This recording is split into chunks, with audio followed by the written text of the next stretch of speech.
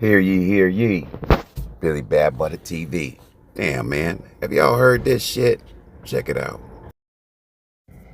To refresh y'all memory, this is the ex-worker that Diddy paid to do the thing with Cassie that was exposed. But this is the Art of Dialogue interview. And he got mad at you because you was having sex with Cassie behind his back, right? No, I never had sex with her behind his back. She was contacting me behind his back. After a while, the sex got really good after a while. So, as a woman, as a human being, she wants to connect with the person that's making her feel like this. We had a lot in common. Her birthday's August 26th. My birthday's August 26th. So we're both Virgos.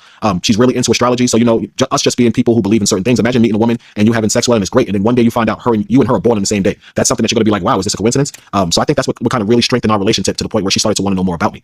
So she would contact me, tell me how great the sex was, ask me for penis pictures, just ask me what I was doing during the day. And this actually went on, I want to say, for 6 or 8 months until I saw Diddy and her maybe 6 or 8 months into this. And I walk into the suite and like the first thing he does is he presses me, walks up to me in my face like, yo, man, why you texting my girl behind my back? So, I kind of back up like, what are you talking about? He's like, yo, I went through her phone. It's texting there. You're not supposed to be texting. This is something that's a swinging activity for me and her. You shouldn't be trying to get at her behind me. I'm like, dude, no, I'm not. She's texting me, bro. I'm not texting her. And if you got a problem with me texting her, I won't answer no more. So Cassie stepped in. She admitted that she was texting me. She claimed she told him that she was texting me to build up desire for the fantasies for the next time we saw each other. But Diddy wasn't trying to hear that. He said, listen, dude, don't answer my girl if she texts you. You don't text him again. So he basically put us both on notice not to contact each other without him. Now here's the thing. She actually did keep contacting me after that, but I stopped answering because I believed it was a trap. I thought she was trying to set me up, like trying to see if I would answer, despite the fact he told me not to. So I just stopped answering her.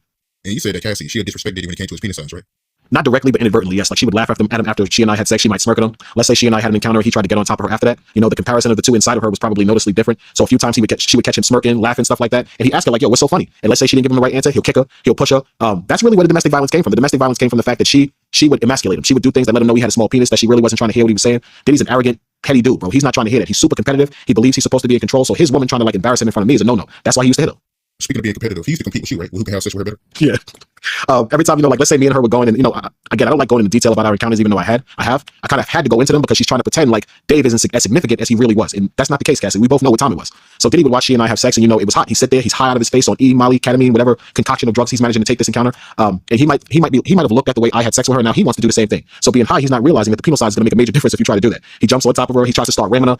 I've been on a dude. It's not the same thing. And he can see that. So she would emasculate him with that. She definitely would. She would let him know that his penis was small. Definitely. And Cassie, she used to ask you to urinate on it, right?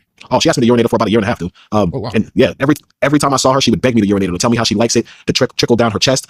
She likes the warm feeling as it goes over her breast. And in the beginning, I didn't really know her as well as I knew her as the relationship. Man, Cassie is I would be like, oh, I don't want to do this today. Oh, I can't pee because I got a shot of bladder. You got to cut water on or something like that, just to make her think I couldn't do it. But the truth is, it's disgusting, bro. Like, what man wants to have sex with a woman after you urinate on them? I'm from the projects. People used to piss in the staircase. I know piss smells once it gets old. It's yellow. It's nasty. There's nothing sexy about urine. So I told her this after maybe a year of her asking me. I just got tired of it. I said, yo, why do you keep asking me to urinate on you? Do you really like that? So she breaks it down to me again, how she likes the warm urine going over her chest and flowing down her breast over her nipples. Like she was really descriptive to the extent where I could tell she was into this. But I